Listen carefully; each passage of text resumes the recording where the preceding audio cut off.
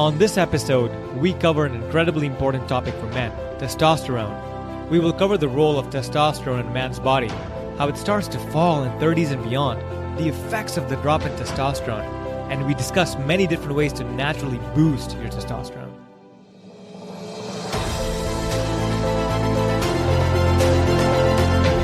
Welcome to Anti-Aging Hacks.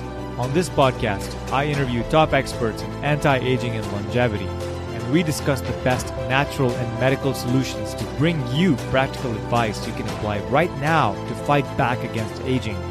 We also discuss sneak peeks at some huge scientific advancements coming in the near future that will allow us to age backwards.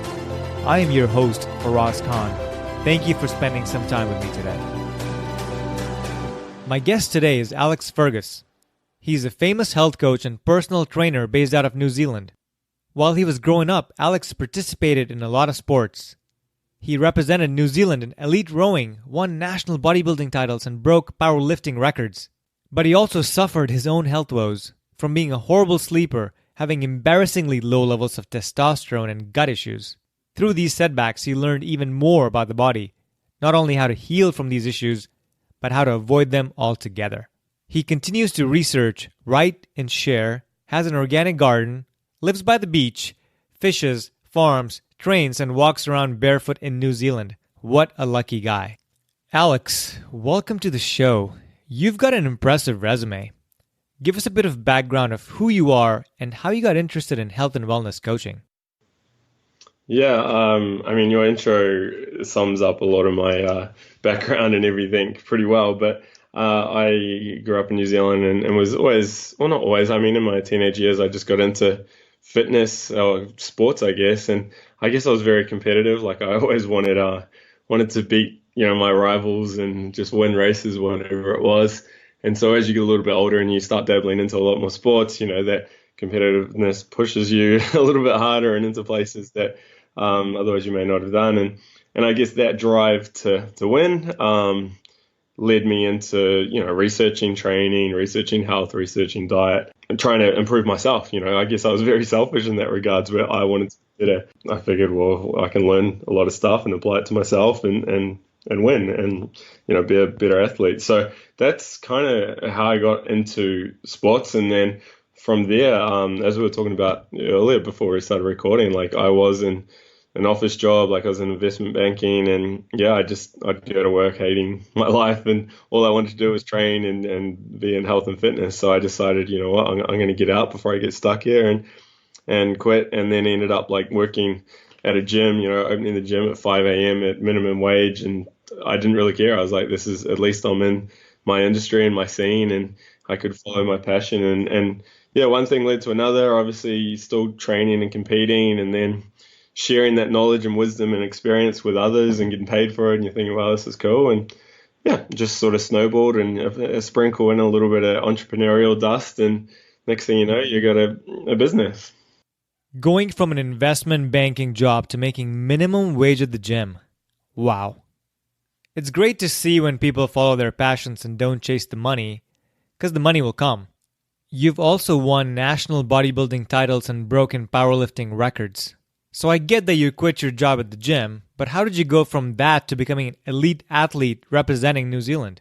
I used to do a lot of rowing, and that was like an endurance sport, and I was a lightweight, so I was always weight restricted, diet restricted, and everything like that. And after it was a really promising season in rowing that ended really badly.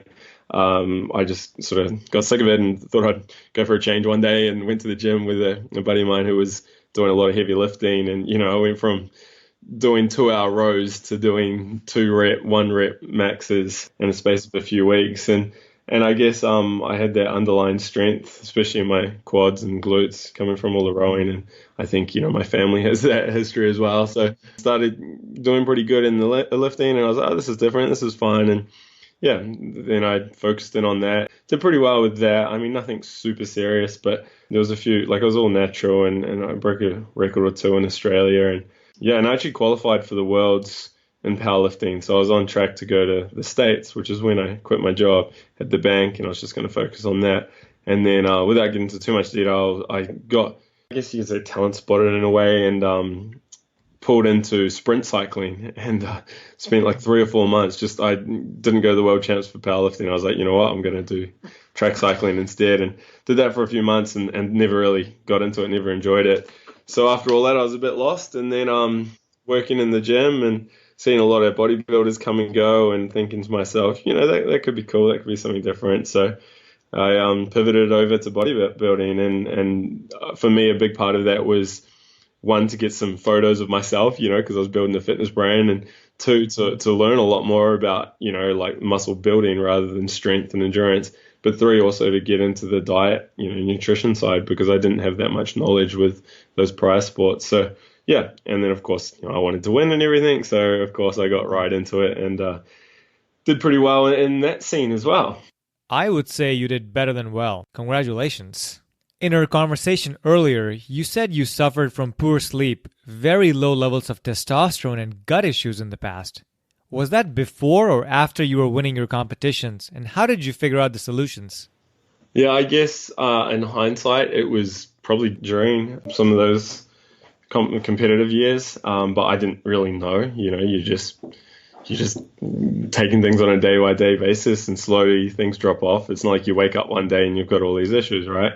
I know that does happen to some people, but it wasn't necessarily happening to me. So yeah, looking back, it was pretty obvious the reasons for the downhill slope in terms of health, and it was simply like doing too much, pushing the body too hard, never really appreciating the importance of recovery, even diet. All those years when I was rowing, like through puberty and stuff, like 17, 18, 19, when I was always dieting, like I was always starving myself. We'd go out on 2-hour rows and I'd have a banana afterwards, and that would be it until a couple hours later, because I didn't want to go into the heavy weight class, so you do that for many years and you push the body really hard. And then of course, when I was in between sports, or I was young, single, and in a city, so there's probably a little bit of partying here and there as well. You know what I mean?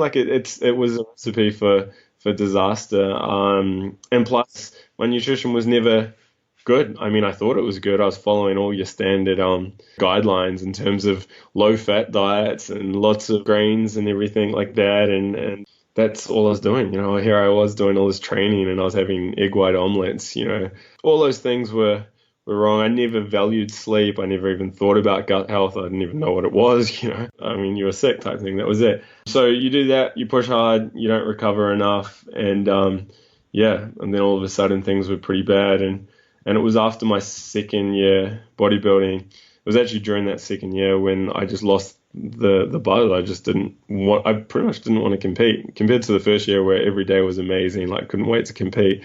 The second year it was just a chore, and I couldn't wait till it was finished. And I finished, and then I was just like, I'm going to take a break, and I just couldn't get excited by training. And to be honest, I couldn't get excited by lots of things in life. Like, I was just pretty run down and flat, and something clicked. I was like, you know what, like, something's wrong here, and I've got to look into it. So that's how I went from performance fitness to more like health orientated.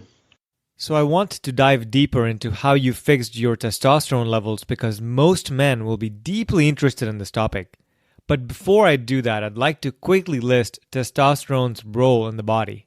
Testosterone is responsible for the development of the penis and testes, muscle size and strength, bone growth and strength, appearance of facial and pubic hair, sex drive, sperm production, and many, many other things. It's also been linked to improved mood and lower body fat. It is the master male sex hormone. Which is why it's concerning to men that testosterone starts dropping by about 1% every year since you hit the age of 30. While that doesn't sound like much, but it starts to add up over the years. But fret not, gentlemen. This is where Alex comes in. So Alex, you've got a really cool framework for how you categorize different ways to increase testosterone naturally. Could you explain the framework to our listeners? Yeah, around 30 onwards, you're probably going to notice a bit of a change. There's things you can do to slow that progression, and obviously there's things you can do to completely reverse it. I realized a lot of things were a lot more effective than others in terms of what the research was showing. So that's how I structured my recommendations. I split it into must-dos, should-dos, and could do's. The most important things that you'd be crazy not to do if you're trying to improve testosterone, and then that flowed through to your low priority things. Only do the last things once you've done the big things, right? Because your bang for buck, isn't going to be as beneficial and stuff. So yeah, that's how I structured it. And actually, it's been a pretty cool framework. I've used it for other things like sleep and diet and health and stuff now, because like I was saying before, I think a lot of people jump into these things and want the magic potion and forget about the big picture stuff. So. Okay, so let's dive into the low-hanging fruit or the must-dos for increasing testosterone.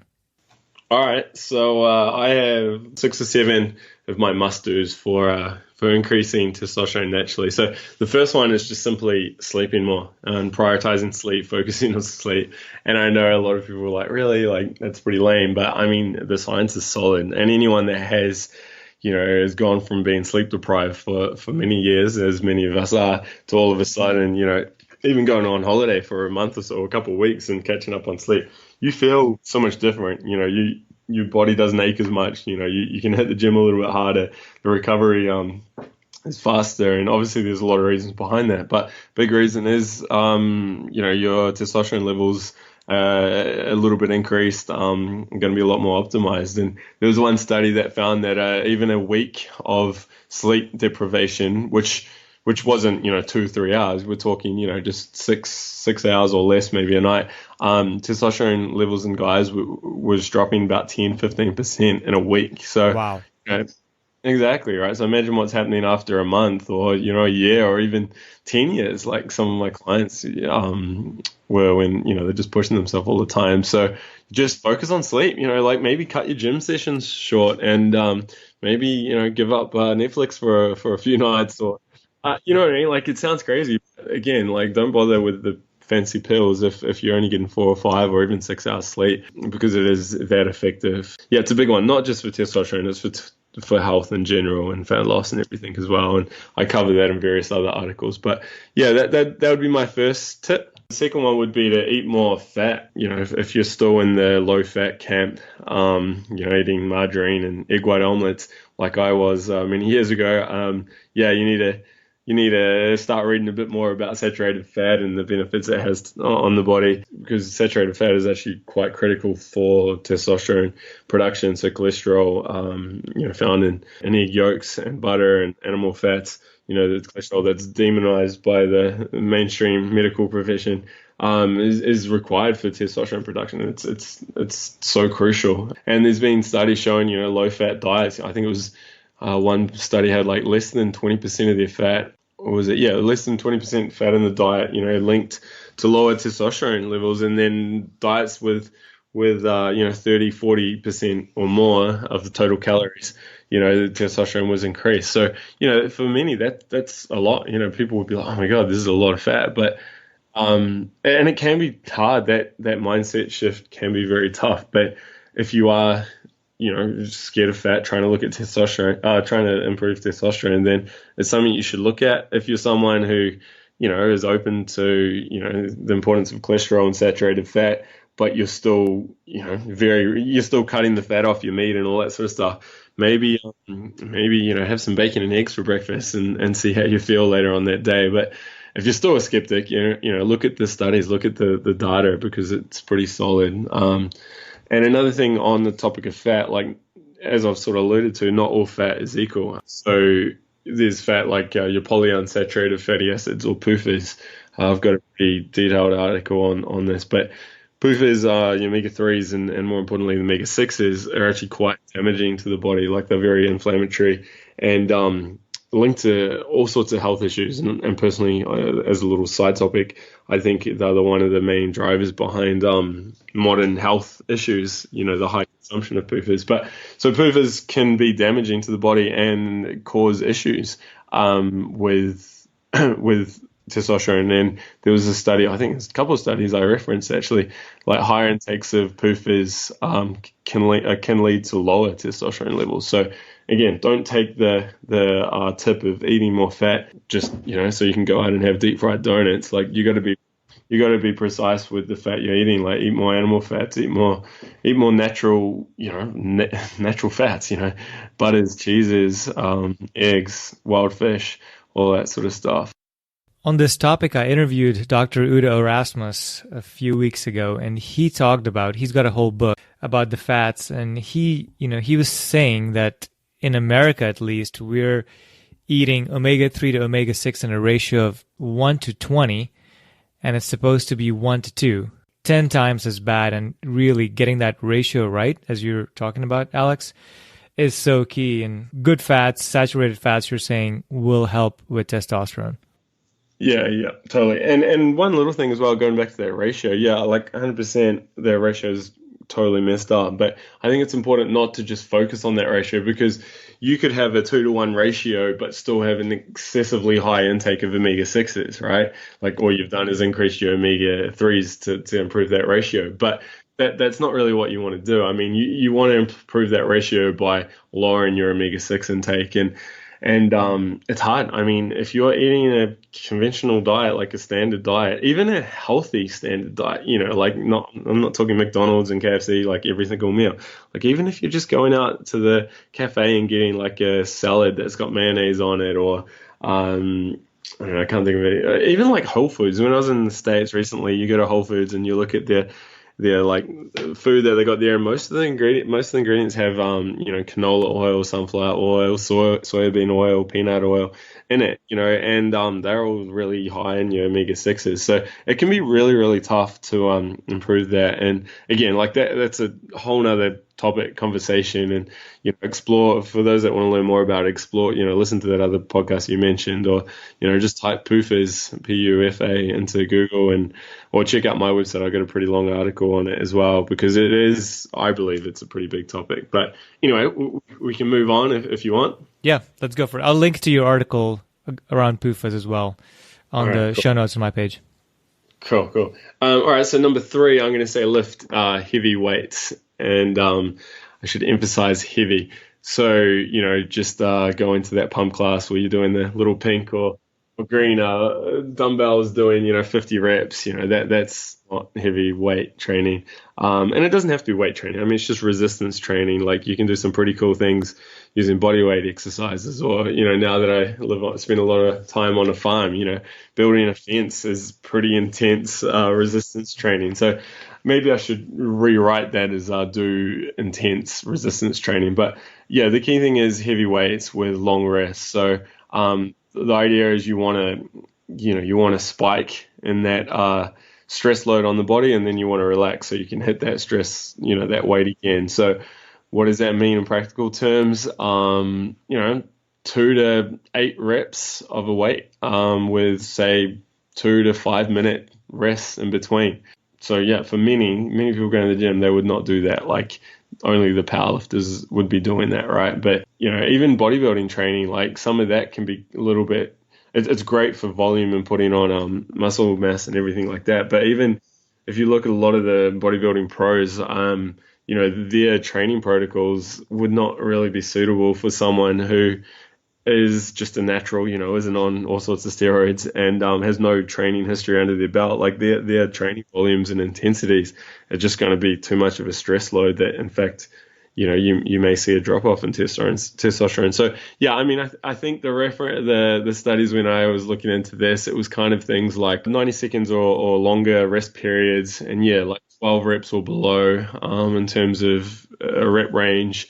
And you don't even have to do multiple sets. So you could just do 1 or 2 sets and move on. And if you are looking at increasing testosterone and you're like a true biohacker and you're taking all these pills and potions and you're not strength training, you're really missing out, because there's a ton of data showing how strength training or resistance training can improve not only testosterone but growth hormone as well, and that's across all ages, right up to your 80, 90-year-old as well. So really, I mean, at least once a week. You don't need to do it every day. In fact, even with my coaching programs, like I only have one a week resistance training at a minimum. Like that's all you need to do.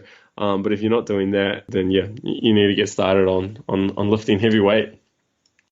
All right, so tip number 4 is to get some sunshine, and I'll add a little subtitle that, you can supplement with vitamin D if sunshine is not an option.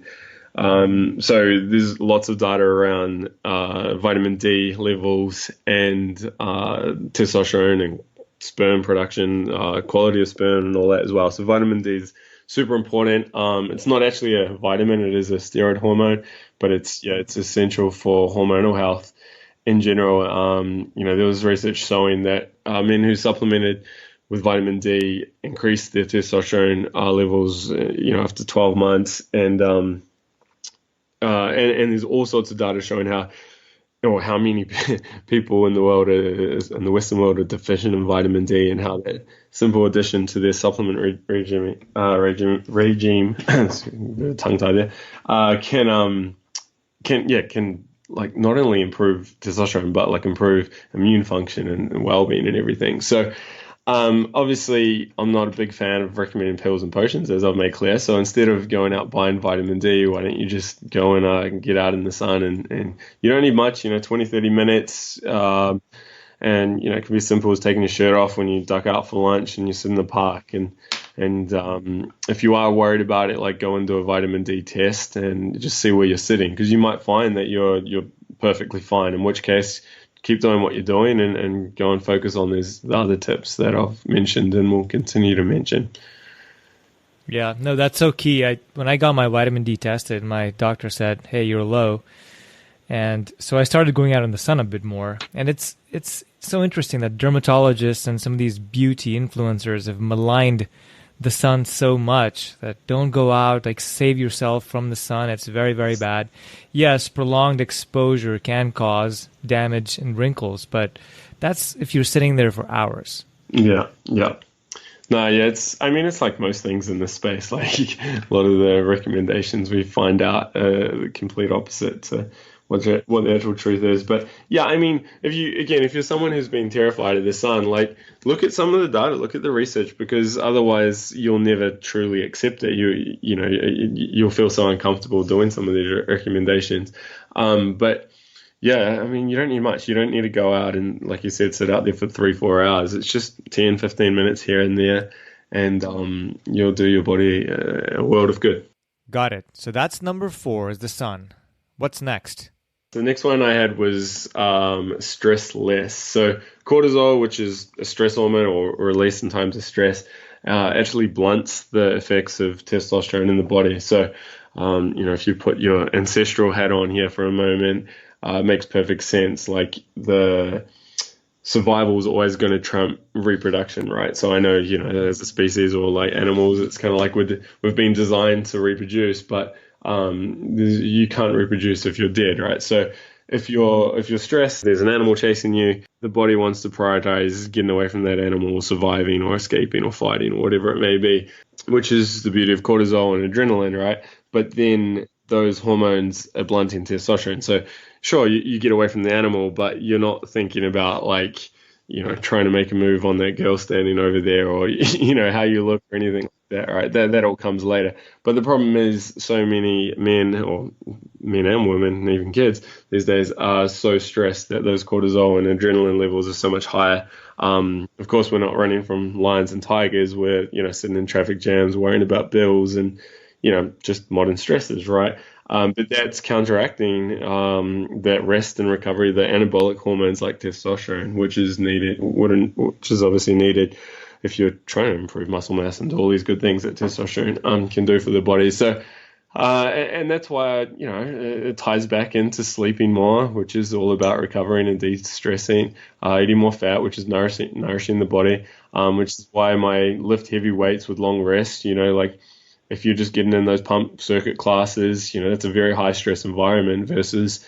doing a couple of heavy sets and then going home to eat bacon and eggs, right? Like it's all about balancing the stress and recovery and being smart about the stress. It's the same with sun. You go out for 20, 30 minutes in the sun, like that can actually be beneficial to the body, but you go out for like 5 hours, that's another stress on the body. And of course, that's shifting the balance again. So yeah, chronic stress is a big one, and there's many ways you can look at minimizing stress. And everyone thinks about the obvious things, well, I've got 3 kids and I've got, 2 jobs and all that. I can't do anything about it. And that's true. But you can do things about like, getting to bed on time and eating a quality diet and decreasing your stress load through less training and, simple things like that. You don't always you have to think just about like your lifestyle factors as well. There is all sorts of stresses we put on the body. So just go through everything and see which ones you can improve. Oh, stress, the killer of the modern human being. I'm going to do multiple podcasts on stress for sure.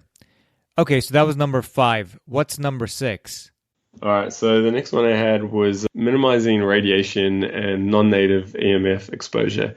So have you done a podcast on this topic before? No, but this warrants a whole podcast, and I really want to hear what you have to say, and I've got some thoughts I'll add to, but yeah, I'm worried about this one. It's huge, and I think it's going to become more and more well-known in regards to the impact it's all having on our health and wellness. In terms of testosterone, to be honest, most of the data, at least when I was doing researching this article a few years ago, most of the data was more around sperm health and fertility, not necessarily a direct link to testosterone. So I will make that clear. But I think still, like if your fertility is off or, your sperm motility is quite low, you have to wonder, like, is everything going right from a hormonal point of view, right? So for those that don't know, like radiation, non-native EMF is your microwaves, your Wi-Fi, Bluetooth, even your wiring in your house. It's all sorts. It's the world we live in today. It's technology as a whole. But it goes through. There's good radiation as well. Like, I mean, radiation from the sun. Like the infrared and stuff. I have an infrared sauna. Like, there's good stuff as well. It's the non-native stuff that, particularly in the microwave range, that has been shown to be detrimental to health and well-being. And I think it's one of those topics that's been covered up a lot, and like people don't want to know about it because having wireless devices and stuff is just so convenient. You just don't want to think about it. But if you take a deep dive into this stuff, it gets pretty scary. But I'll run through a few of the quick studies I cited, a few of the quick facts I had. So a lot of military personnel working in like radar facilities and things like that, all shown to have lower sperm quality, fertility. There are links between mobile phone radiation and then DNA damage and decreased sperm motility again. Semen quality drop off when you had high levels of exposure to cell phones and microwave fields. And then if you go beyond microwaves and look at like the magnetic fields from, power stations and stuff, and even your wiring in your house, lots of issues there. I've got one here. A 2016 study concluded workers exposed to high magnetic fields had reduced levels of testosterone and could thus affect reproductive function. And I should actually mention there are some direct links between radiation and testosterone in animals, so in rats. And again, like the effects were negative. So that's why I included it quite high, because personally I think this is a big topic and it's only going to get bigger. And just because there might not be that many direct studies on it doesn't necessarily mean that there's not a link there. If you are someone who has your cell phone in your pocket all the time and you got Wi-Fi on and Bluetooth and 4G and all that all switched on, maybe think about putting it into airplane mode or putting it somewhere else so it's not too close to your private parts. Yeah, I've been reading about this, Alex, a little bit recently, and I'm worried about it for 3 reasons. One, as you mentioned, the cell phone in the pocket all day, every day. It's just beaming these signals, and it's right next to your genitals. What I've started doing recently is turning my phone to airplane mode, especially when I sleep. So that's one, but still that's only half the challenge, right? The other worry that I have is the EMF radiation from the wireless router. And again, I turn that during the day. It's hard because I'm all over the place. Like there's devices everywhere.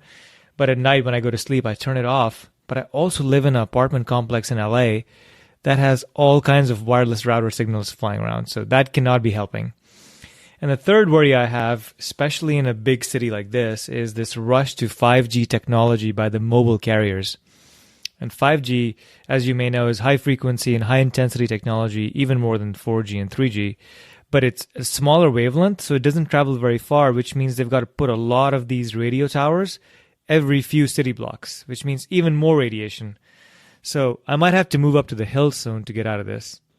Yeah. Yeah, no, it's very scary stuff, and it sounds like you're pretty switched on when it comes to all this stuff. I mean, yeah, if you look at my home, I mean, we don't use wireless. We don't have our Wi-Fi router on. Maybe we'll turn it on, I don't know, every few days to sync something up, but it's very rare that it's on. We're just hardwired, like we have Ethernet cables running to all our computers and everything, and we don't use Bluetooth. Like again, I've got my Aura ring, which I'll sync for a few minutes, so I turn Bluetooth on for a few minutes, and that's it, and then it's back onto airplane mode. Now, I aspire to do some of the things you were doing, and so thank you for sharing. The last must-do tip I had for increasing testosterone naturally, though some may say this isn't quite natural, but still, it's not a drug or it's not a supplement or anything like that, but it's shining red light on your balls. Simple as that. Because I took a deep dive into red light therapy, which is light in the 600 to 1200 plus nanometer wavelength range. And yeah, I was blown away by not only the amount of science behind it, showing how effective it was for health and well-being, but how beneficial it was. And I started experimenting myself with it, and I saw firsthand the impact it was having on my body and my health. And now I'm a huge proponent of red light therapy, and I've got a couple of Juve devices here in my office that I use every morning, and got the handheld one that my wife and I use, and my mum uses it now, like, because we've just seen the effects. My dad uses it, like, we've seen the effects that it has on the body. So there was a few studies that came out showing that red light therapy on the genitals actually boosted steroid hormone production, testosterone, and even thyroid hormone as well, which is important for general health and well-being. There was a study that found that visible red light, so about 600 to 700 nanometers. So the Juve lights I use have 660 nanometer light, so it's smack bang in the middle there. Showing a couple of centimeters off the genitals for a couple of minutes. Do that a couple of times a week, and it could increase testosterone levels like quite a bit as well. And that was a published study. So red light therapy, good for testosterone production. I've also heard that it's pretty good for your skin as well. Seems like a pretty good anti-aging device to me. Oh, totally. Yeah, skin health, collagen production, like, yeah, it's huge. I think it's just going to get bigger and bigger as more people become aware of it. And you're starting to see it, like a lot of these biohacking clinics and like health and beauty salons have the red light beds now, but they cost about $100,000. You can get a Juve panel for like $2,000, or you can get the handheld one for $300. Like, I mean, you don't need to spend $100,000 on these machines.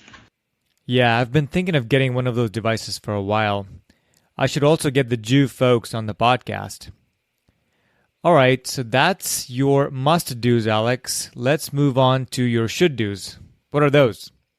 I won't spend as much time on these. Like, I wanted to focus more on the big ones because obviously they're the low-hanging fruit. So let's run through some of these. I think I've got 9 should-dos. So, and for those people that want like studies references to what I'm going to say, again, check out your show notes, and because there's all this data is referenced and backed up. So the first thing you should do to increase testosterone is to minimize estrogen by avoiding plastics. So trying to minimize plastic use or exposure in the body, and because plastic has been exposure, like BPA, for instance, is actually a very weak synthetic estrogen, and it's used in a lot of plastics, like drink bottles and food wrap and containers. I mean, plastics everywhere, right? But it's a hormone disruptor, and can block or even mimic hormones and impair testosterone function. So if you find you're eating a lot of food that's in plastic and drinking a lot of drinks that's in plastic, and all your kitchen containers are plastic, it might be time to spend a little bit extra money and get the glass water, or invest in some glass bowls and stuff like that. So even canned foods though, like the canned linings and tin cans, they use a BPA resin. So if you go to Whole Foods or like a health store, you'll see like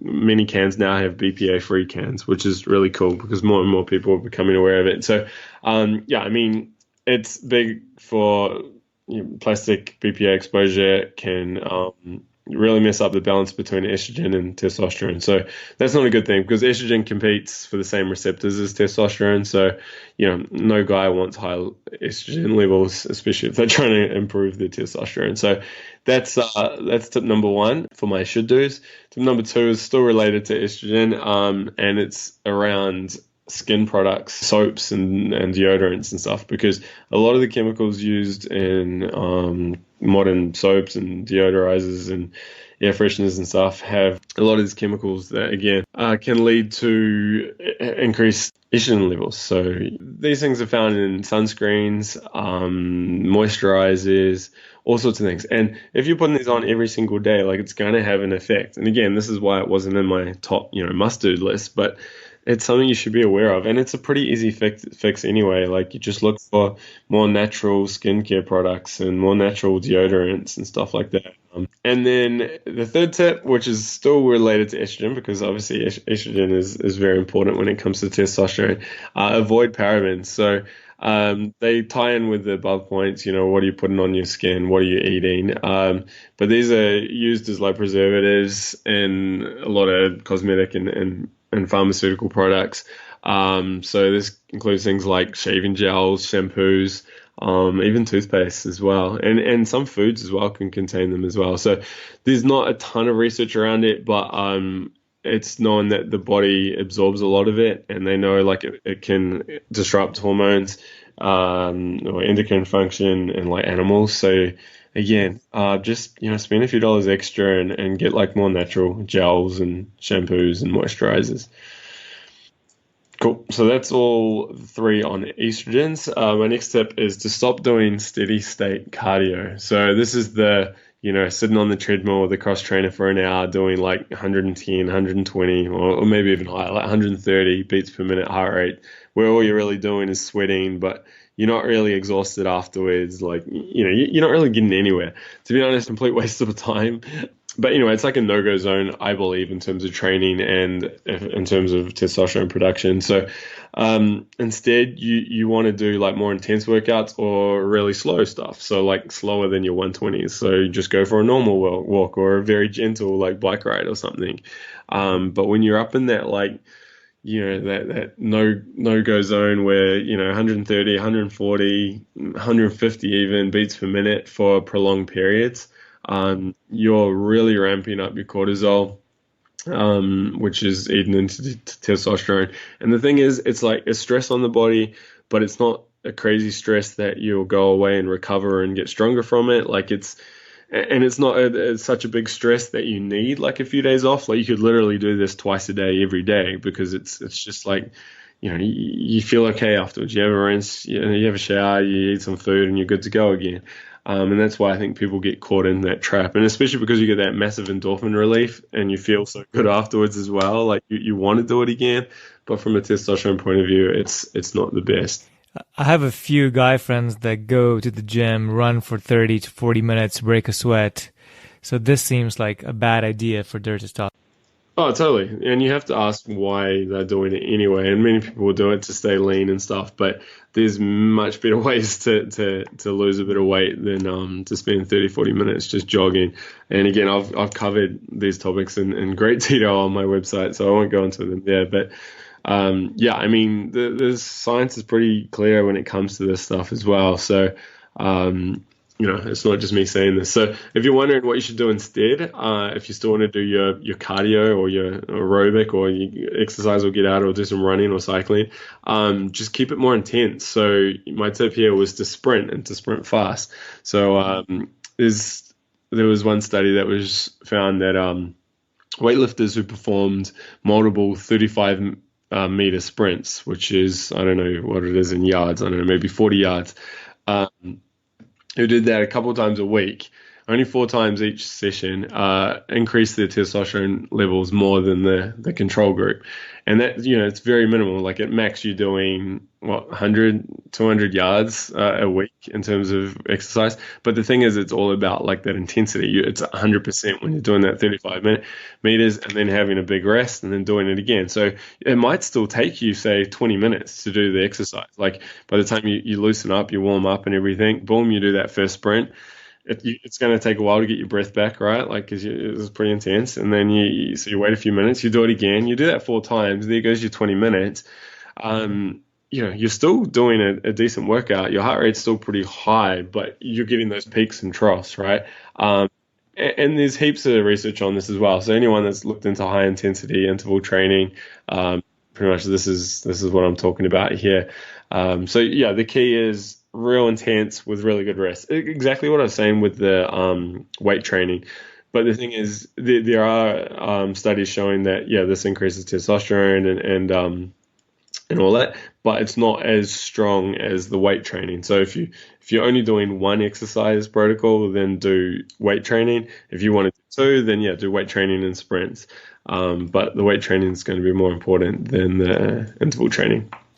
Got it. So if you put both of these together, you get the combined effort or the combined output, which may be more than just individuals. I actually love this one because I played soccer my whole life and even played for college. So we used to do soccer sprint drills with cones. And later on, when I turned 30, I realized my metabolism was slowing down. So I would go, every spring when I would need to get in summer shape, I would go to the park and do these sprints 2 or 3 times a week. Yeah, that's so beneficial. And I think the 2 or 3 times a week is key because, again, people think more is better, right? So they'll think, all right, well, I'll do these sprints every day. But you got to remember, they're so intense and their recovery is so important. And again, with my hormone program, like I recommend the weightlifting once a week and the sprints once a week. Like that's all you really need. And then you go and focus on, lifestyle factors, focus on diet, focus on sleep. Sure, if you're an athlete, then that might change. You're going to increase it a bit more. But, for those listening to the show, you focus more on anti-aging. You should be focusing on the minimum effective dose. Like if you start doing it 5 times a week, that stress load is going to be so much higher. You're not really doing the best from an anti-aging point of view. And in all honesty, you can probably even go less than that. Like I've really pushed the limits over the last year or two in terms of, minimum effective dose. Like I was doing 15-minute strength training sessions every 10 days. And I was still finding like my strength was going up, body composition was great, like all my markers were great. And I mean, that was just, if you told me that 5 years ago that I was doing 15 minutes of strength training, like 10 days and making progress, I would have been like, are you serious? But I think the downside of that, it was very intense and very painful. And like, I got to the point where I was no longer enjoying the workouts, but it shows you like how less is more when it comes to a lot of this stuff. I'll definitely have to get you back on the podcast for that one. That's pretty intriguing to me. Yeah, cool. All right, well, I'll keep moving through these because there's still a heap to do. So number 12 was minimizing soy intake. Like many of these points, I've actually got a big article on this titled 13 Reasons Why Soy is the Worst Food in the World. It's horrible. It's absolute horrible stuff for men and women, I guess, but men are looking at being healthy and increasing testosterone. So soy contains phytoestrogens, which are plant estrogens, and they have very similar effects to estrogen itself in the body. So a lot of people don't know the dangers of soy as well. Okay, got it. So if you're trying to increase testosterone, cut down on soy. What are the other should-dos? So let's get to the last, what we got, 2 or 3 tips, quite a few tips actually, so we'll keep moving through them. Tip number 13 was to consume plenty of zinc. So zinc slows down the conversion of testosterone into estrogen. So if you are, using synthetic moisturizers and shampoos and eating soy, this is something you probably want to look at. And also studies were showing that those, when they supplement with zinc, they get a big testosterone increase, and also that restricting zinc intake can drastically lower testosterone. So it's actually the first supplement that I've included in this list. Again, though, like don't if you run off right now and turn off the podcast to go buy some zinc, make sure you're sleeping more and doing all those other things first. But if you don't want to supplement, oysters are high in zinc, meat, some fish, raw milk is all pretty good as well. Cool. And another one on the diet front is to minimize your insulin spikes. So this is a tricky one and somewhat controversial. I guess when I wrote this, I was a little more in the lower carb camp. Today, I'm no longer necessarily pro low carb. Like I actually have a much higher carb diet, but it's all about the quality carbs, what you're eating and stuff. But the key point here for testosterone is the up and down insulin spikes. So, you're on an empty stomach and then you go have like something that's going to spike you ingest a ton of sugar that spikes your insulin. And then that crash can cause issues with hormonal health and testosterone health. So, be wise about your diet. Fat and the diet with the carbs can help blunt those insulin spikes as well. So timing of insulin spikes as well is a big thing. If you are going to have those sugary snacks, maybe you have them after a workout when the body is more receptive to such things. And this one's pretty important to me because I've researched this a bit because my dad has type 2 diabetes. And it's this, years and years and decades of high carb diets or high sugar diets that lead to blood sugar spikes, which therefore causes insulin spikes. And after so many years of this, your body cells become resistant to the insulin, and so your body pumps more insulin out. And all of this just leads to a mess, which over time becomes type 2 diabetes and a host of other problems with aging. So, as you said, always try to blunt that insulin and sugar spike by either eating fats or some other digestives or other things before the meal. And some people even, some people in the anti-aging industry, and we don't have to go there, even do metformin as one of the protocols for reducing the spike.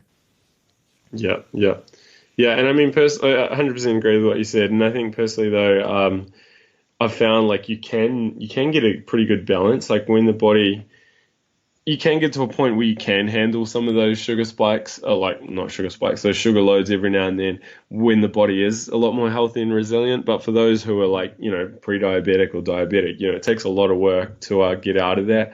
But the body is a pretty resilient thing. It's just when things start breaking down and you abuse systems for too long that they just give up. And unfortunately, a lot of people in that place. But anyway, all right. So next on the list is alcohol and beer consumption. So, namely, working backwards, beer consumption should be reduced or minimized because it's the hops in the beer that actually is shown to be estrogenic and obviously decrease testosterone.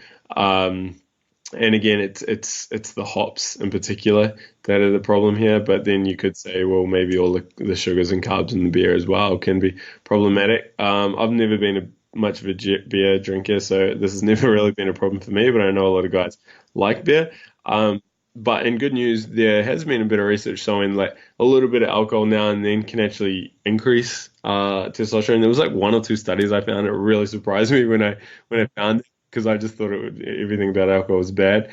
So that's good news. But there is research showing binge drinking and like a lot of alcohol consumption does decrease testosterone levels. So I guess the takeaway for this is if you are a big drinker, like a binge drinker, especially beer drinker, and you're trying to increase your testosterone, then you should make some changes there. If you're someone that has a drink, maybe with dinner, like 1 or 2, a few times a week, maybe you're okay. But if that is beer, then maybe you could switch to like wine or cider or something, and you might notice a bit of an improvement.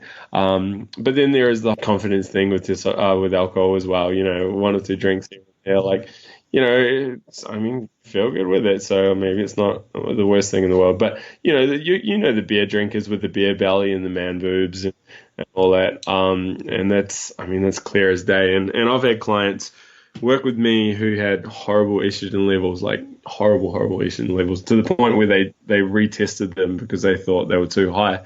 And obviously there were a lot of factors at play, but they used to drink a lot of beer, and 6 months later or 12 months after working with them, their numbers just completely changed. And I'm not saying it was just because it was the beer, because they changed many things in their life, but I'm sure that was a big part of it as well. So number 16, ditch the grains. So we touched on the carbs previously, but now I want to look more at different types of carbs, I guess. So you've got grains like corn, your wheat. They, if they're not prepared properly, they can increase inflammation in the body and in the gut. There are links showing that these things like inflammation can lead to like man boobs and high prolactin levels.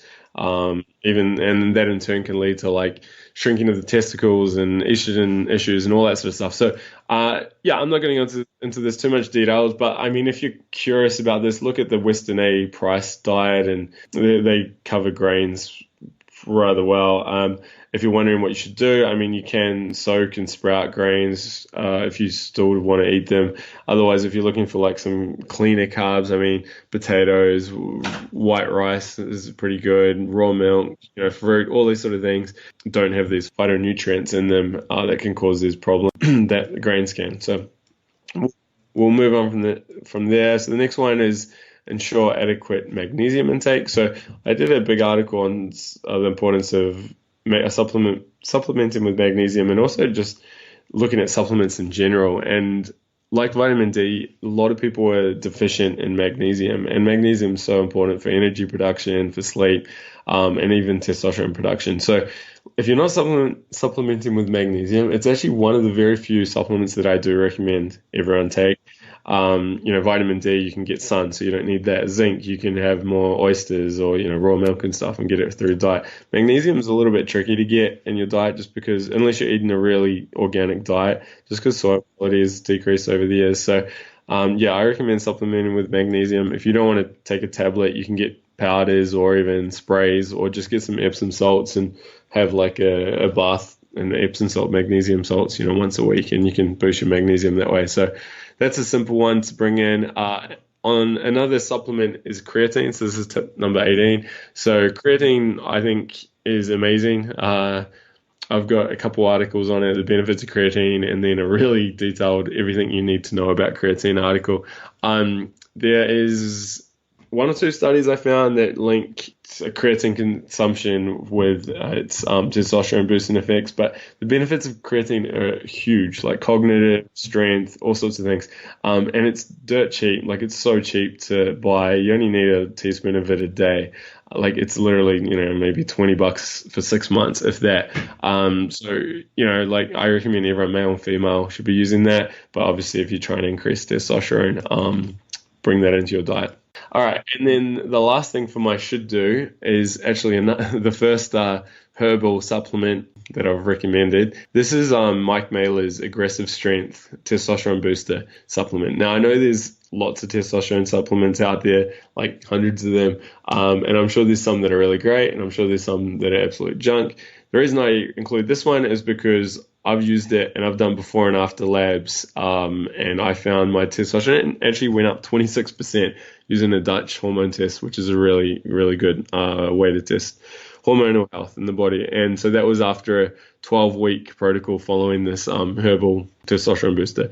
Now, that was quite a jump, and I will mention that my numbers were still in that low range. And, it wasn't the perfect study. There was no doubt a lot of variables at play. But I did feel, and I still do feel, a little bit better when I'm taking those supplements. So I continue to use them in my coaching protocol, and I personally use them. I do 1 or 2 cycles a year now. I mean, my life and lifestyle and body's pretty good, but I bring them in every now and then. So that's a blend of herbs that you can take. And Mike Mailer's like very switched on with hormonal health, and he tweaked the protocol a little bit, the formula the other day where it included ashwagandha. So I really like ashwagandha as well. So I've got a review on that product. I am affiliated with it now because I think it really works. So I'm like, well, sure, I'll jump on board. So anyway, you can look into that. So that's all my should do's. So yeah, now you've got all your low hanging fruits and then your mid tier fruits. Thank you, Alex. I know you also have your list of good do's, which are not so much proven, but may work. So what I'll do is I'll put them on the show notes and include a link to your post as well. And this is all really fascinating stuff. I didn't know there were so many techniques we could use to naturally boost our testosterone. And what I love about these techniques is that most of these are free or super cheap to implement. So men, before you go off trying to get testosterone injections, you might give these techniques a try. I wanted to ask, and this is the question I ask every guest on this podcast. Alex, what are your top 3 anti-aging tips or hacks? Sleeping more, prioritizing sleep. Like, I think that's the biggest thing anyone can do, whether you're an athlete, you're trying to lose weight, you're trying to look better, anti-aging, all that. It's just so, so powerful and so beneficial to the body. So yeah, prioritize sleep. And then once you prioritize it, like if you're still struggling with quality sleep, then fix your sleep. And not trying to promote my website yet, but I have written extensively on the topic of sleep because I think it is so important. So that would be the first one. Maybe sunshine, like just getting out in the sun and getting out into nature and, grounding and getting fresh air and all that, but not overdoing it because I do know too much sun can, age the skin and whatnot. But, quality sun, infrared, all that sort of stuff is beneficial to the health. Okay, and what's number 3? Okay, well, maybe just like networks and relationships because, what's the point in having the perfect body that lives to 150, but you're depressed and lonely and, you don't have any friends or anything like that or anyone to share that life with. Put value into those relationships and friends and nurture them just as you would like a plant or a pet or your body, just don't take it for granted. So, those are my tips: sleep, sun, and relationships. You and your wife had a newborn son recently, which is why you're not taking any new clients. But do you want to tell our listeners about the Hormone Reset program that you have? I used to do a lot of coaching and programming over the years, and I've actually turned that into a very comprehensive program called my Hormone Reset program. And so I still take on clients through that program, but it's a lot more like automated, like you're not doing the daily calls and the text messages and email support that I used to have. But the good thing about that is the price point is much, much lower than it was when you were working with me. So anyway, I'll use that to answer your question. I mean, what type of clients am I working with? I mean, it's people who are a little bit frustrated with, sick and tired of being sick and tired, as they say, who've tried these diets and stuff and nothing seems to work. It's people who are new to all this and they want a fresh start and they have no idea where to start because there's so many diets and whatnot out there. So it's those sort of people. But and it's young and old. I mean, it's mainly guys, but there are a few females coming in as well. And I'd say most people are trying to lose weight. But in a nutshell, I mean, it's not all weight loss. It's just they just want to look better and feel better. They want to have increased testosterone, better libido, like a better looking body, but they want to get rid of that brain fog and those gut issues as well. So yeah. Okay, that is great. Where can our listeners find you online, Alex? Yeah, so my website is alexfergus.com, and that's where you can find me. Okay, and I'll obviously link to your article and to your website, as well as I'll find a link to your Hormone Reset program and link to that as well for the listeners. But obviously, you've got a wealth of information and so many topics, and I'm sure I'll be talking to you soon. So thank you very much for being on the show, and expect to chat with you again in the near future. No worries. It was my pleasure, and it was great talking, and I wish you and your show all the best, and I look forward to talking to you. You can find all the information we discussed in this episode and links to studies in the show notes at antiaginghacks.net. To make sure you get notified of new episodes, please subscribe to the podcast. You can also follow us on Instagram at antiaginghacks and on Facebook at facebook.com/antiaginghacks. And now for the disclaimers. This podcast is for general information purposes only and does not constitute medical advice. Opinions of guests are their own, and this podcast does not endorse or accept responsibility for statements made by guests. Please seek the advice of your health professional for any health or medical conditions.